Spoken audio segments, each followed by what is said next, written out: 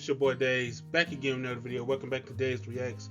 It's been a minute since I'm still trying to unpack some things, man. I just got back from DC, and also, man, I couldn't do a lot of video for this project or for this video that's supposed to be vlogging, but other than that, they let me a chance to take pictures, so that's what I did. So today I'm showing you my experience that I did in DC, other than the National Memorial Monuments tour and stuff in DC.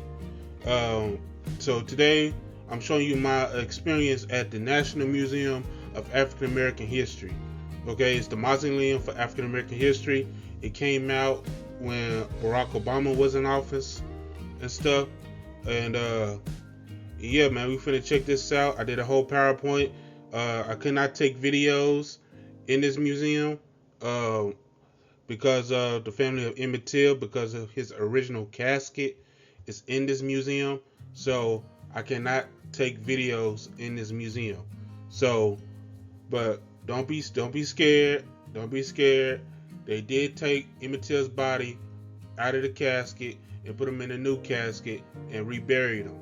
Okay, so he's not in the casket. Okay, so if y'all decide to go to this museum, I'm just give y'all a spoiler and warn y'all that don't be afraid. He is not in the casket. Okay, but out of respect of the family of Emmett Till, I did not take photos or videos of the casket. Okay, so keep that in mind. All right, but anyway, yeah, let's go ahead and get into this PowerPoint that I'm sharing with you guys. So let's go ahead and dive on in. It is showtime. All right. So the location of the museum. This is what the museum looks like in front of me. Okay. It's a nice structure.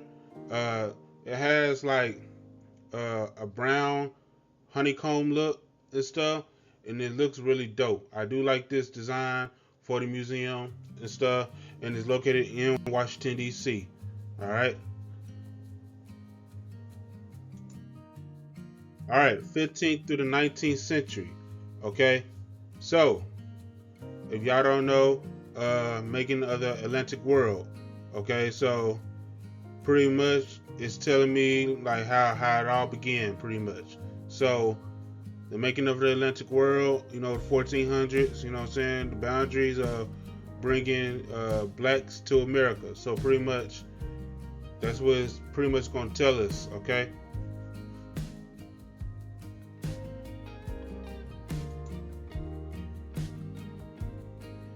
Hold on one second. All right, I had to get back in there and kind of make sure that microphone is recording properly. You know what I'm saying? But anyway, yeah. So pretty much it's telling us the beginning of the story, of pretty much telling us how it all started. Okay. So that's what the 15th through the 19th century basically tells us, making of the Atlantic world.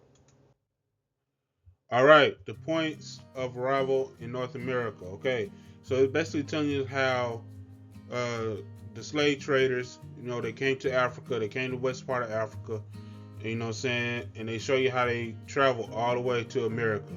Okay, and pretty much, like you say, it shows a lot. You know what I'm saying? Pretty much, they even went through Madagascar. I ain't gonna lie to you. So this was very interesting to me, how this all played out. All right, the paradox of liberty. All right, the founding of America. Okay, I do like this structure of the statues that was in the museum. It's a lot. I think there was like 5 statues, but pretty much my camera could only did like 4 of the statues. I did take one picture of a statue, but then my camera kind of messed up. I don't know why, but anyway, let's dive on in. All right, so if you see right here, this is where the lady, not father, but you know what I'm saying, this the back of this is the back of the monument that's in the museum, but the first lady that just standing still, you know what I'm saying, with nothing in her hands, That's the lady that messed up. Excuse me, y'all. That's my refrigerator. Don't worry about it. But that's pretty much. I took a picture of her, and my camera kind of messed up on her photo. So yeah, so I had to get rid of it. You know what I'm saying? Do what I can. So, but it was a good turnout. So anyway, let's dive on in. These are actually real chains that was used in slavery. That's what they told me in the museum. And yeah, real chains. All right, Phyllis Wheatley. This is a poet. She's a household name. She wrote poems on various subjects, religious and morals. In 1773, she also is a symbol of achievement by international anti-slavery advocates. But after the slave trade, you know what I'm saying? I mean, after slavery ended, she pretty much went into poverty with her husband. Okay, but during everything, during the slavery, she was a household name and stuff. All right, Benjamin Banneker, scientific thinker or scientist. She was born a free man, and I mean, he was born a free man in 1731.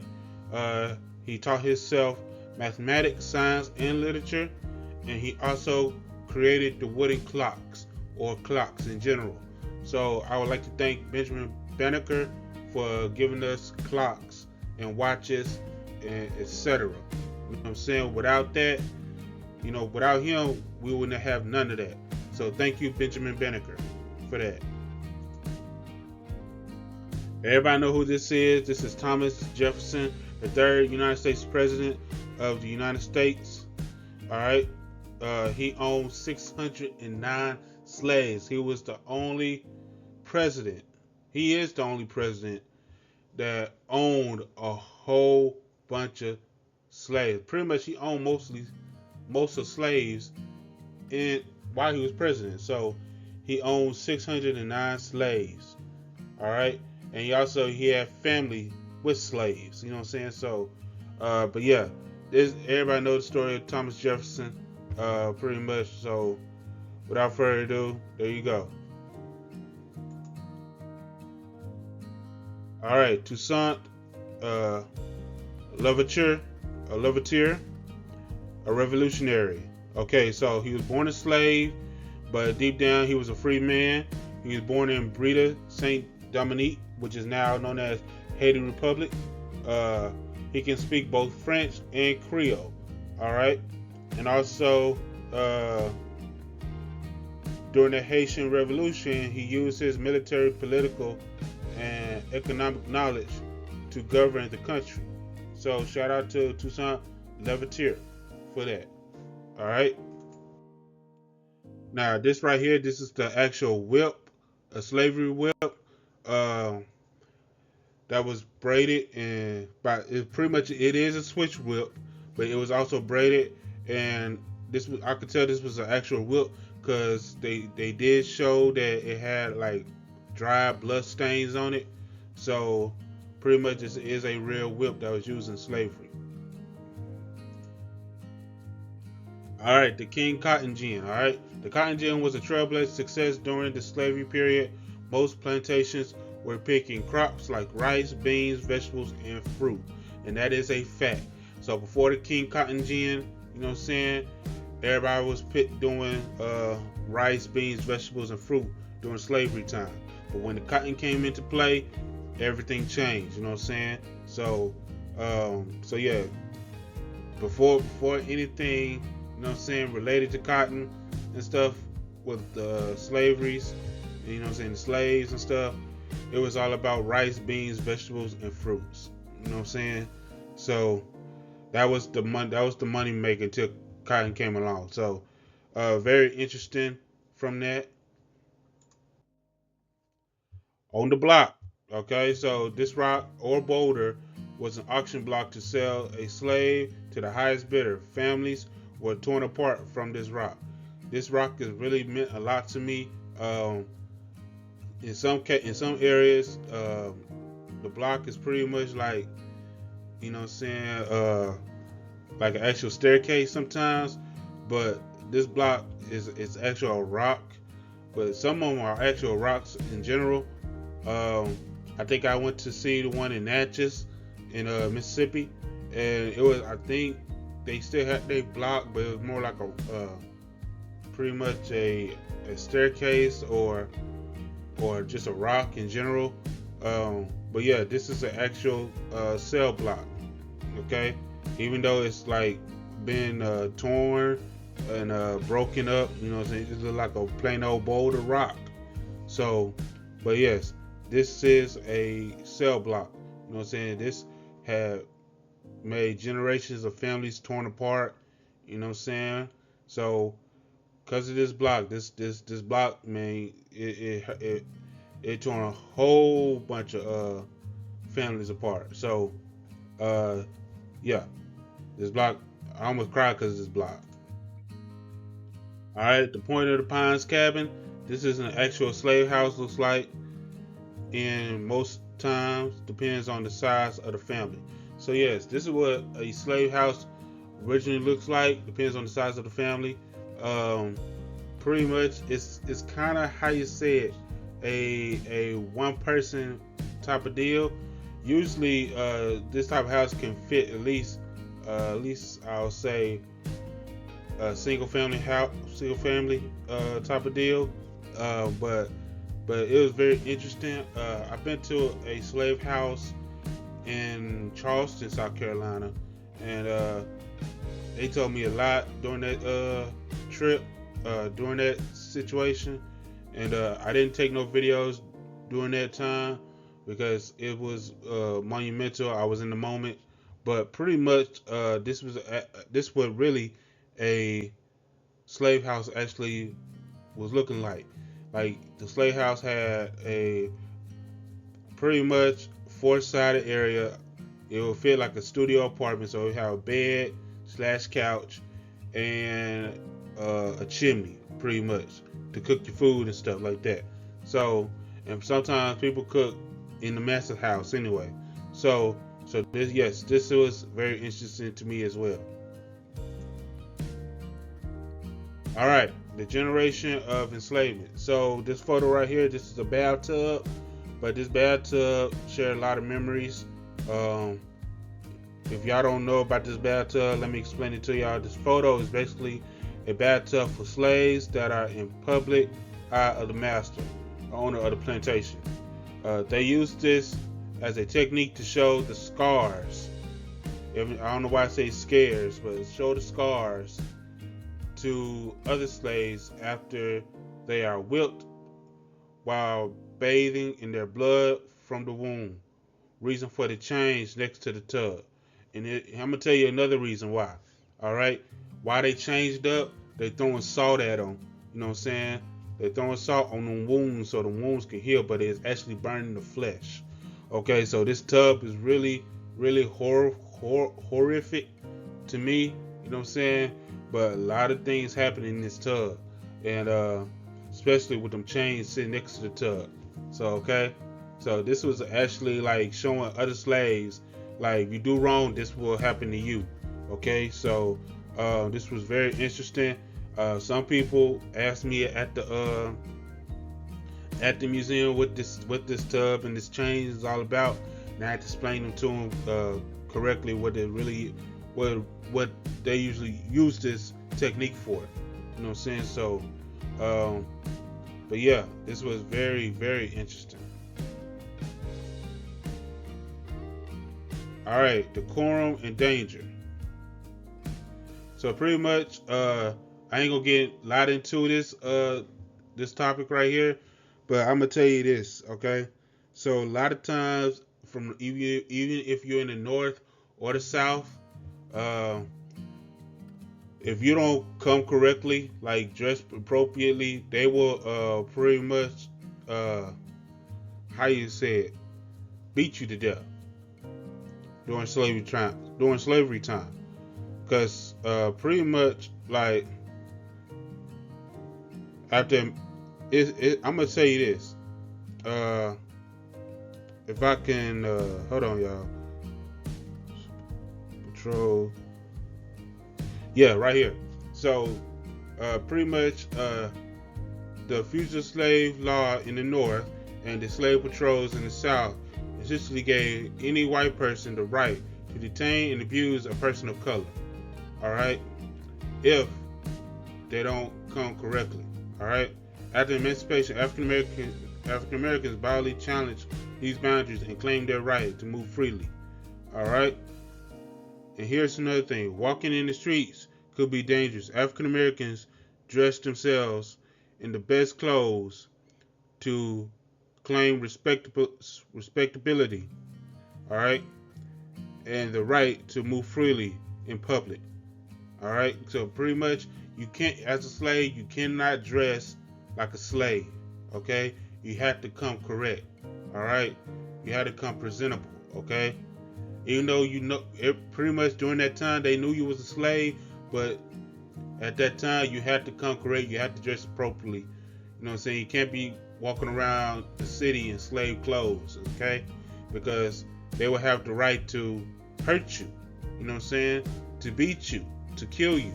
You know what I'm saying? So, but yeah, pretty much like around slavery time, like African Americans, they had to dress like preppy.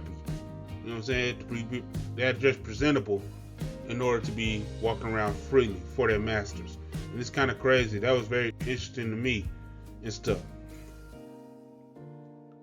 All right, the era of segregation, 1877 through 1968. All right, so this is Clara Brown. She's a pioneer. She was a former enslaved woman from Virginia and Kentucky who became a community leader and philanthropist. All right, she helped formerly enslaved people become settled during the Colorado Gold Rush. She was known as an angel of the Rockies and made her mark as a Colorado's first black settler and a prosperous entrepreneur. So this lady, Clara Brown, she was a millionaire. Okay, she was a self-made millionaire because at the time gold was the cream of the crop. The gold was like US dollar right now. That's how gold was. Now in today's society, gold is beyond that. Gold is like, I'll say $50,000. You know what I'm saying? Top, or Bitcoin now like 100 grand. That's for a gold block. You know what I'm saying? So, but back then gold was like $1. So, but yeah. So she was a self-made millionaire, and she had other settlers come. You know what I'm saying? And get you know what I'm saying? Get some gold too, cause she wasn't stingy and nothing. She was a community leader. So shout out to Clara Brown for that. All right, Robert Smalls. All right, so this is a nice statue of Robert Smalls. He was a Civil War hero from South Carolina. He was elected several offices, including the U.S. House of Representatives. He was the longest serving African American member of the U.S. Congress until Adam Clayton Powell Jr. Okay, I ain't gonna give you too much on Robert Smalls, but yes, he was like the first congressman of the United States. All right. All right, Pullman Porters, okay, were employed by the Pullman Company, okay, a company that provided luxury sleeping cars on trains who served white passengers. All right, they were known for their excellent service, but also faced prejudice and long hours for low pay. Pullman Porters played a significant role in the development of black middle class and the civil rights movement. So Pullman Porters pretty much your bellhop for the transit. So they were like the top tier guys. Like this job was basically a top tier, like a butler, pretty much. They had a whole team. You know what I'm saying? They make sure everything was served correctly, black so white. So and actually I actually been to the train which was behind this pretty much display. I went inside the train and I was like, huh. So this where the white sit And this is where the African Americans sit. Okay, so pretty much like it pretty much look the same. It just one is bigger than the other. You know what I'm saying? One section is bigger than the other, pretty much. But other than that, man, this was very interesting to know when I was in this museum, and yeah, it was got some knowledge on the Pullman Porters. All right, this is the guard tower. This guard tower is a 20-foot tall tower, which was used in the Serville predominantly black prison population. A guard tower from Angola prison in Louisiana. If y'all don't know what Angola prison is, it's the largest prison in the United States that I know of today.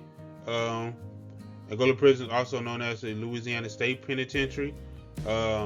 It's the largest maximum security prison in the United States, like I just said, and it's located in West Feliciana Parish, Louisiana.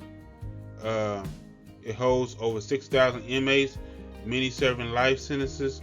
The prison history is deeply rooted in its former identity as a plantation, okay, where enslaved people were forced to work. All right, so I'm gonna tell you about Angola prison.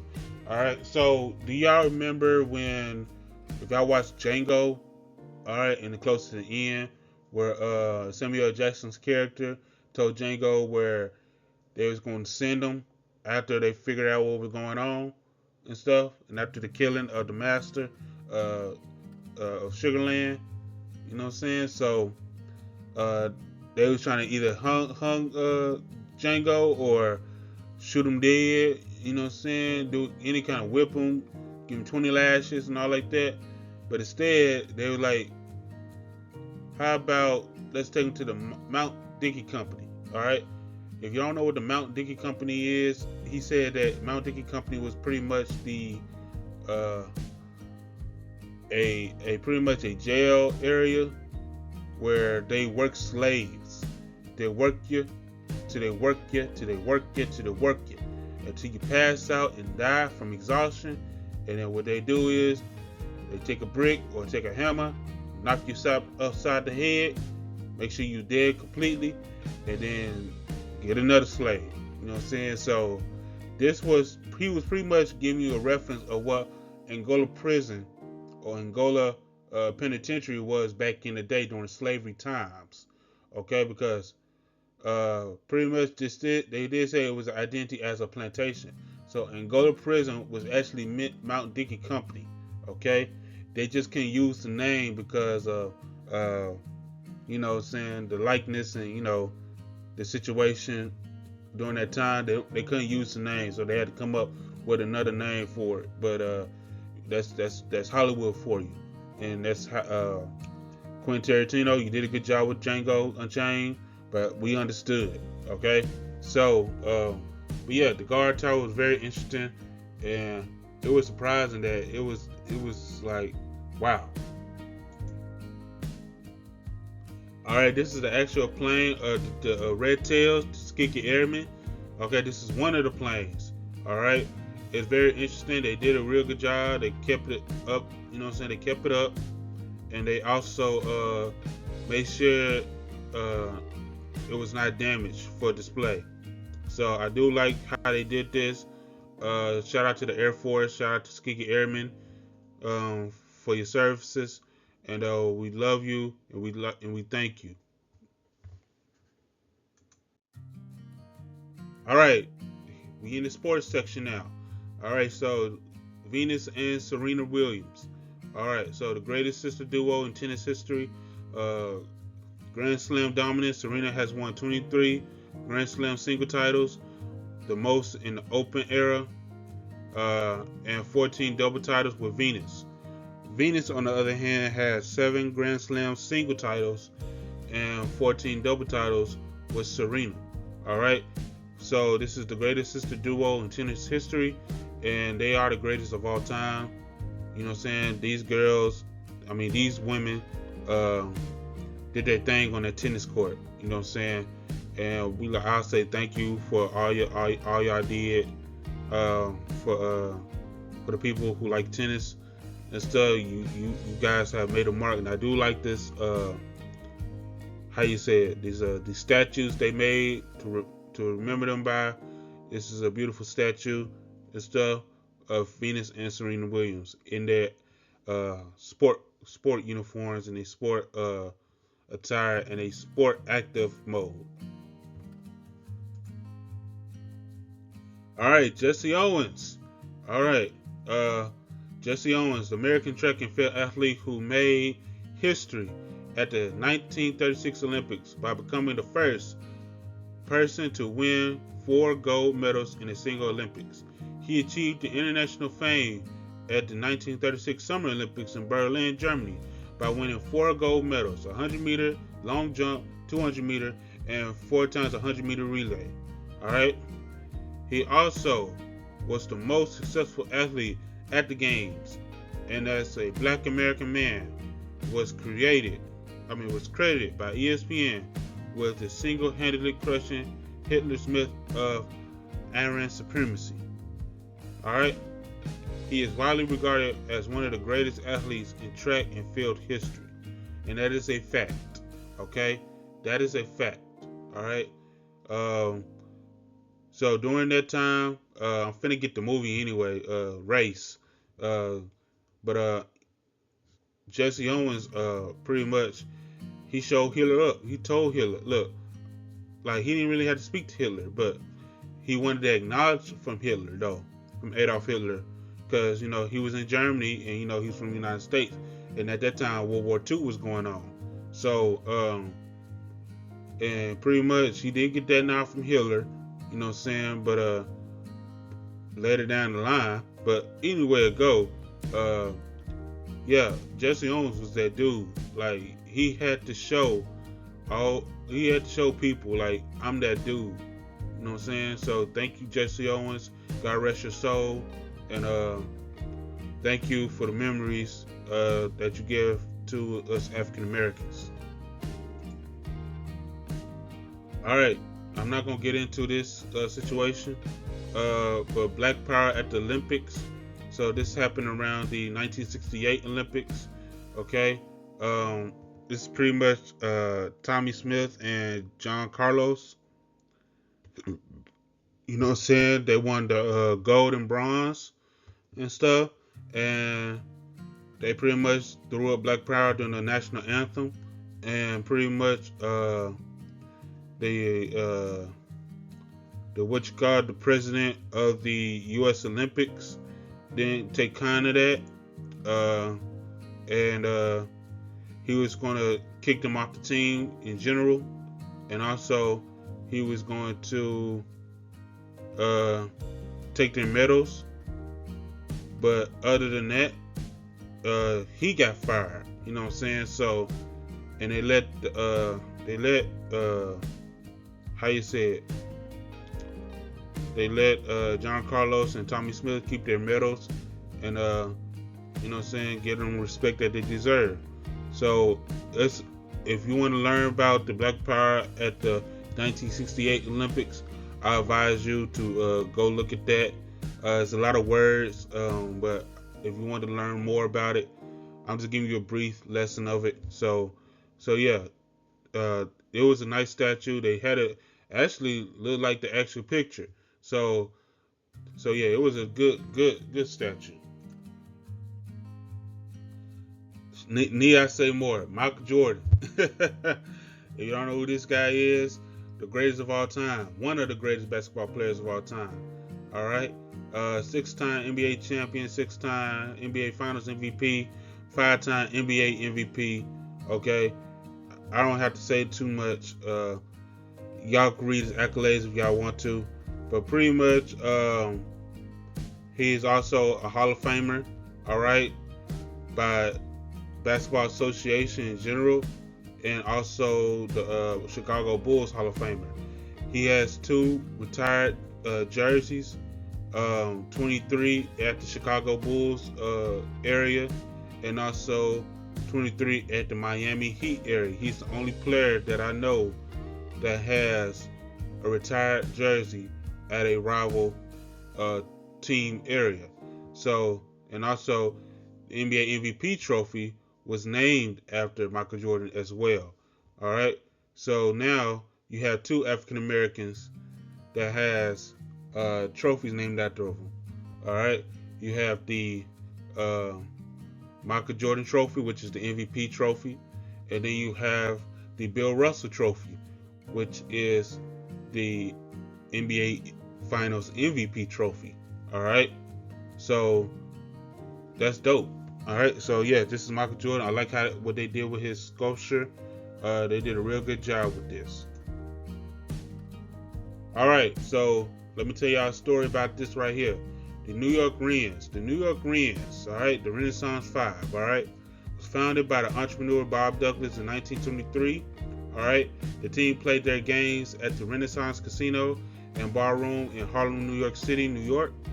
All right, became a professional brainstorming team and traveled through the country competing. All right. Other being a dominant team, they pride themselves on being demonstrating discipline, teamwork, and character. Okay. Now here's the crazy thing about it. All right. In 1939, the team was finally given an opportunity to do what Douglas has been yearning for since he first established the Rens. All right. When co-promoters Harry Hannon and Harry Winston mounted the inaugural World Professional Basketball Tournament, all right, sponsored by the Chicago Herald Americans, in which best professional teams were chosen without racial restrictions, okay, will compete. All right, the winning team will receive $1,000 and the title for the world's best team. All right, two black teams were invited to compete. All right, the Harlem Renaissance, all right, from Harlem, New York, and the Harlem Globetrotters, which was actually from Chicago, Illinois. Okay. All right, the Globetrotters and the Wrens were placed at the same bracket. All right. Many believe that this was done to ensure that only one black team made it to the finals. Okay. The Globetrotters generally incorporated comic bits and trickery into their play, but they were all business for this tournament. Nevertheless, the Wrens beat them 27-23 in the third round before moving to the final phase, okay, as the reigning champions of the whites-only National Basketball League, the NBL. That's before NBA even existed, all right? So the NBL, which was the Oshkosh All-Stars, okay, in the finals. The Wrens won the game single-handedly, 34-25, and became the first champions of professional basketball history. All right. So before NBA, before anything, all that, the Harlem Renaissance was the first basketball champions. Okay. Professional basketball champions at that. All right. So give it up for the Harlem Renaissance. So if NBA decide to bring another team in, it would either have to be Harlem Renaissance, and because of the history, also they will also bring in probably St. Louis Spirit, all right, and then they also probably bring in Seattle Supersonics, okay, and some Las Vegas team, okay. Now, don't get me wrong, because there's other teams, other cities that want NBA teams, but Renaissance 5 had like the New York Rens had a lot of history, okay? So just keep that in mind. All right, Jackie Robinson. I do like this statue of Jackie Robinson. All right, he was an American professional baseball player. All right, who became the first black African American to play Major League Baseball in the modern era. He broke the color line barrier when he started at first base for the Brooklyn Dodgers in April 15, 1947.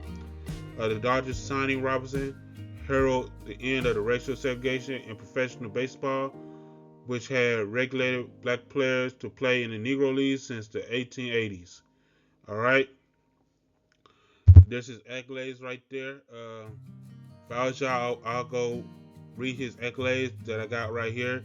And also, I want y'all to watch his movie 42, with the late great Chadwick Boseman starring as Jackie Robinson.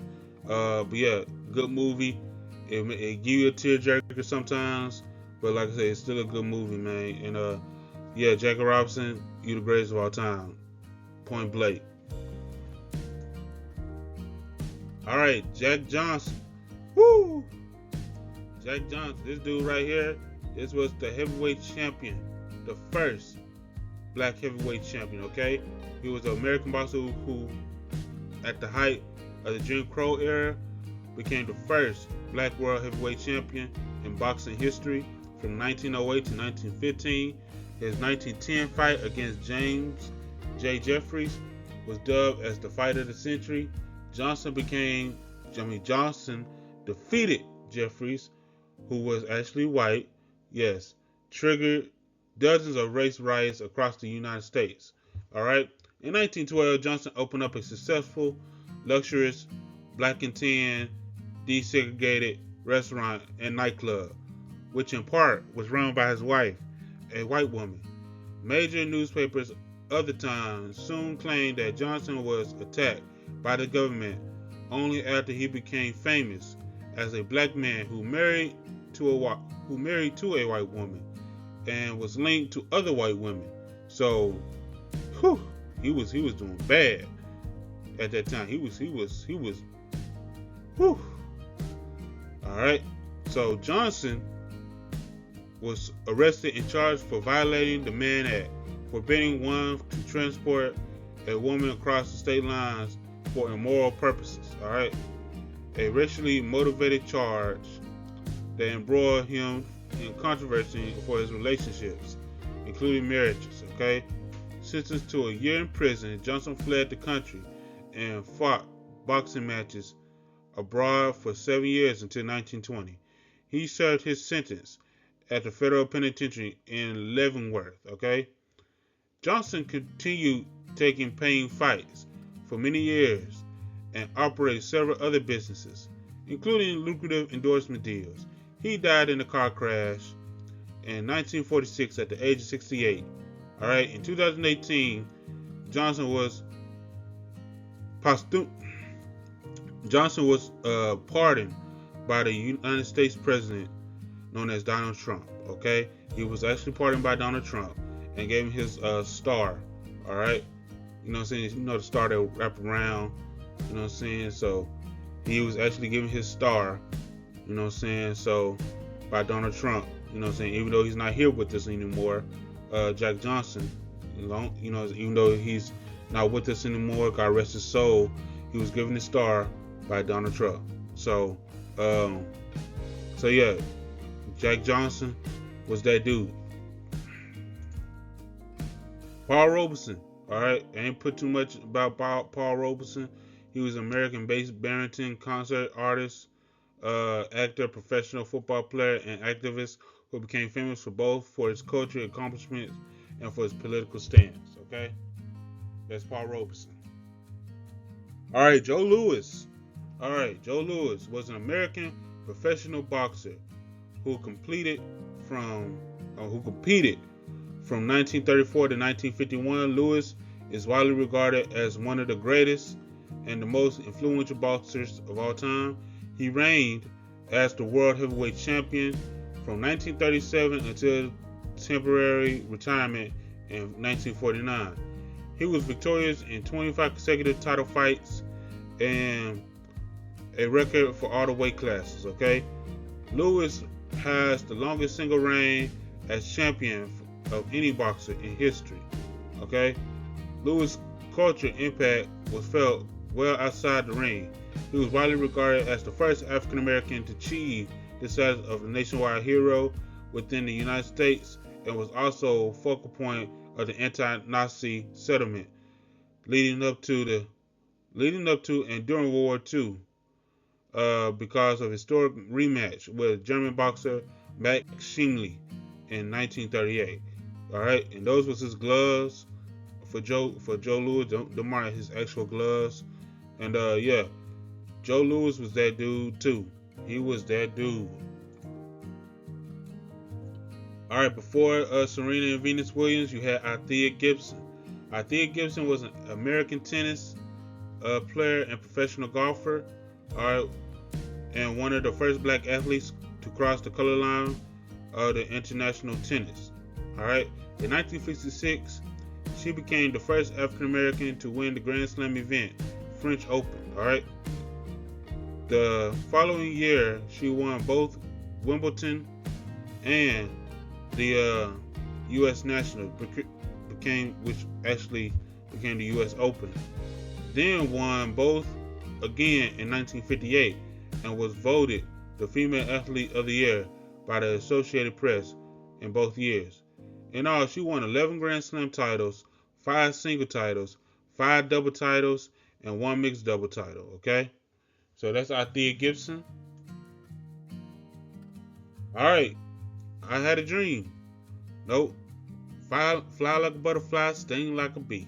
All right, Muhammad Ali, born as Cassius Marcellus Clay Jr. All right, was a professional boxer and a social activist, a global cultural icon widely known for the epithet "the greatest." He is often regarded as the greatest heavyweight boxer of all time.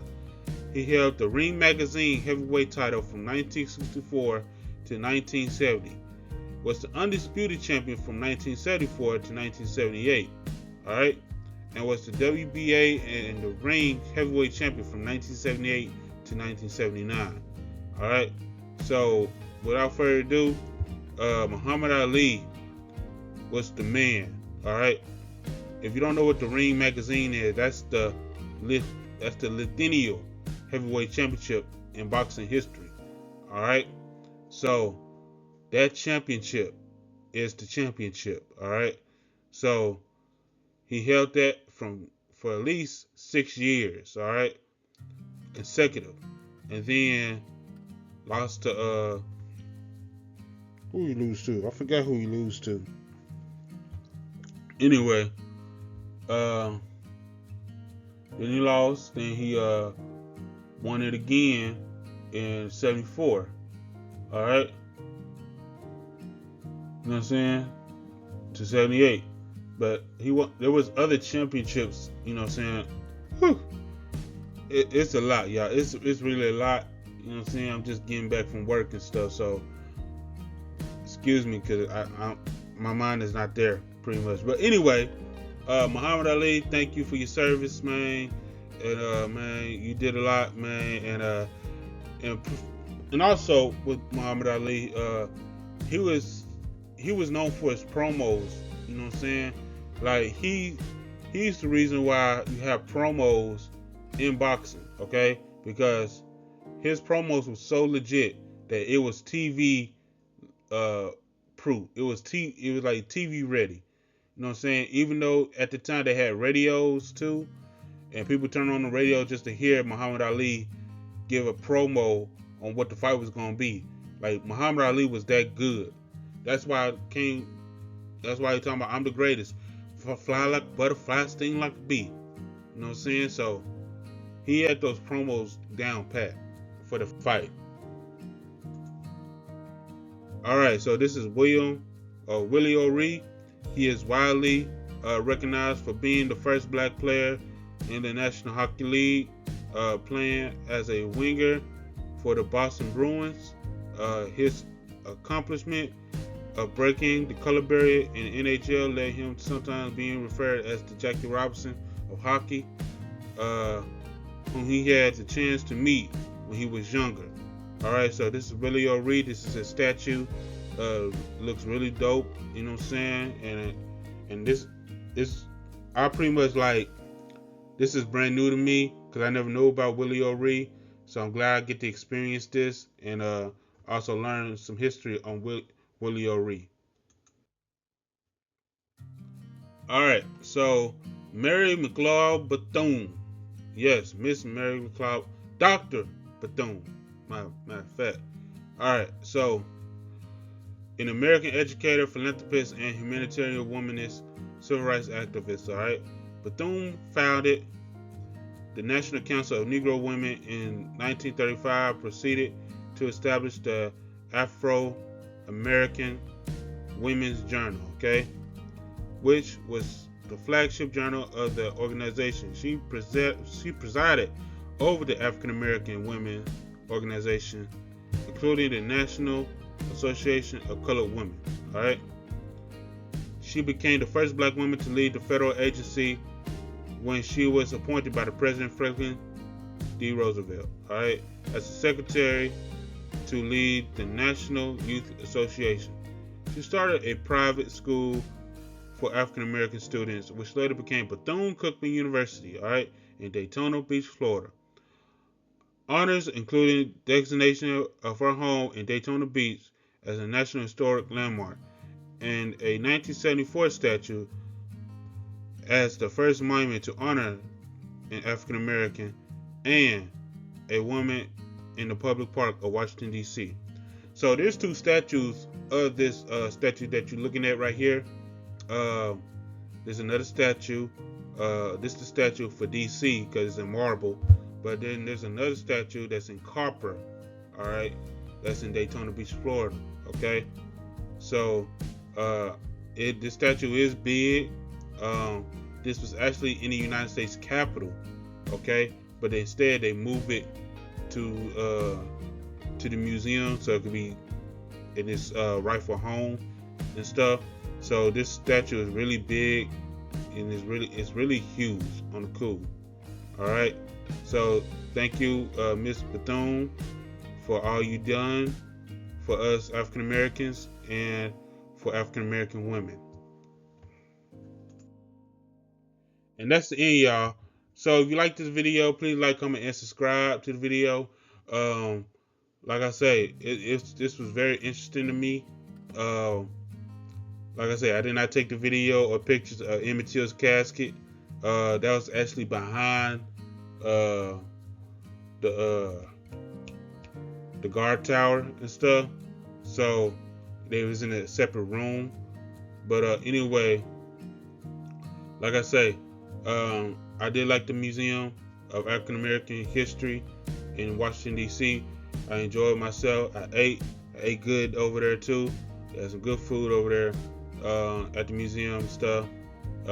Also, but yeah, if you like this video, please like, comment, and subscribe. And I'll catch you later for the next one, y'all. Deuces.